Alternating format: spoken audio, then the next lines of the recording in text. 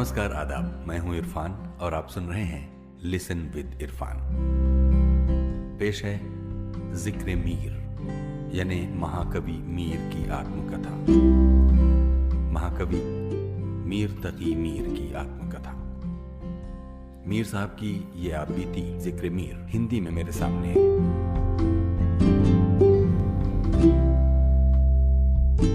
दुर्रानियों के हाथों शहर की बर्बादी। राजा ने शाम को शहर से बाहर आकर सूरजमल के किलों की तरफ रुख किया और सलामती के साथ वहां पहुंच गया। मैं अपने घर वालों की हिफाजत के लिए शहर ही में रह गया।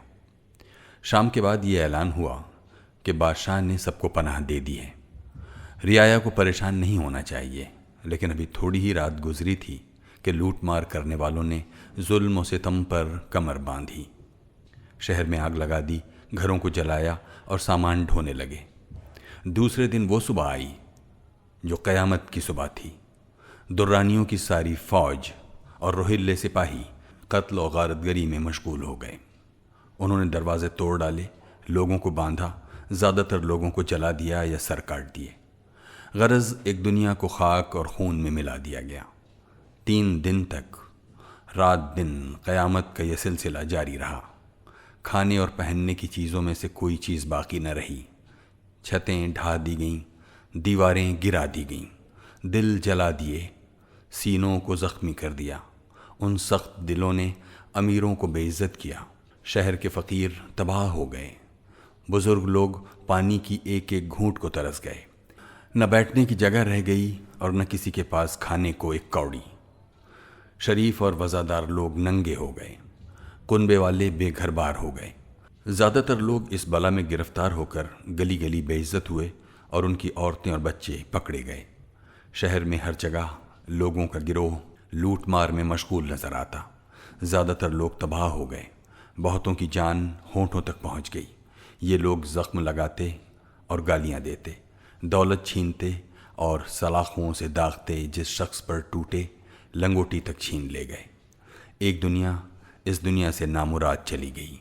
हज़ारों की इज्जत बर्बाद हो गई। नए शहर में हलचल मच गई।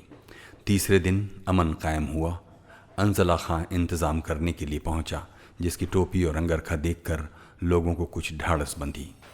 उसके फौजियों ने लूट मार करने वालों को शहर से बाहर निकाला और इंतज़ामात में जुट गए, और वो बेरहम लोग पुराने शहर पर टूट पड़े।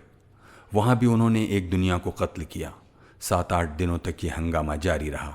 किसी के घर में एक दिन के लिए भी रोटी कपड़ा नहीं रह गया। मर्दों की टोपियां छिन गईं, औरतों के रुमाल छिन गए। चूँकि तमाम रास्ते बंद कर दिए गए थे, इसलिए लोग दिन भर जख्म खाते फिर रहे थे। एक बड़ी संख्या ऐसे लोगों की थी जिनका ठंडक के मारे दांत पर दांत जम गया और इस तरह मर गए। डाकुओं ने बड़ी बेरहमी का बर्ताव किया, लोगों को बेइज्जत किया, भूखी आंख वालों से अनाज छीन लिया और ज़बरदस्ती उसे गरीबों के हाथों औने पौने बेच डाला। लूट मार का शोर आसमान तक पहुंच गया, लेकिन उस बादशाह को जो खुद फ़कीर हो गया था कोई ख़बर नहीं हुई, क्योंकि वो अपने हाल में खोया हुआ था। कितने तबाह घर लोगों ने उसी वक्त जबकि शहर में आग लगी हुई थी वनवास ले लिया और सुबह के चिराग की तरह रास्ते में ही ठंडी हवा के हाथों जान दे दी। बहुत से बेकसों को इन स्याह दिलों ने पकड़ लिया और कैदी की तरह अपने लश्कर में ले गए। चूँकि वो जालिम थे, इसलिए उन्होंने उन पर भी जुल्म किया। उन्हें लूटा, उनके सरों पर डंडे मारे, उनकी औरतों के बाजू मसले, तलवारें चलाईं और इसी तरह अपनी बड़ाई का इजहार किया। शहर वालों से इसलिए कुछ भी न हो सका कि उनकी हिम्मत जवाब दे चुकी थी। कोई बेचैन फिरता था, कोई घबराया घबराया दर दर की ठोकरें खा रहा था। हर दरवाजे पर अंधेरा था। हर गली में कचहरी कायम थी। लोग पकड़े जा रहे थे, उनसे पूछताछ हो रही थी। हर तरफ खून बह रहा था। हर मोड़ पर सज़ा दी जा रही थी।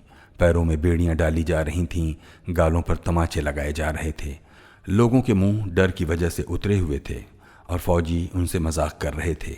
घर अंधेरे हो गए थे, गलियां वीरान हो गई थीं।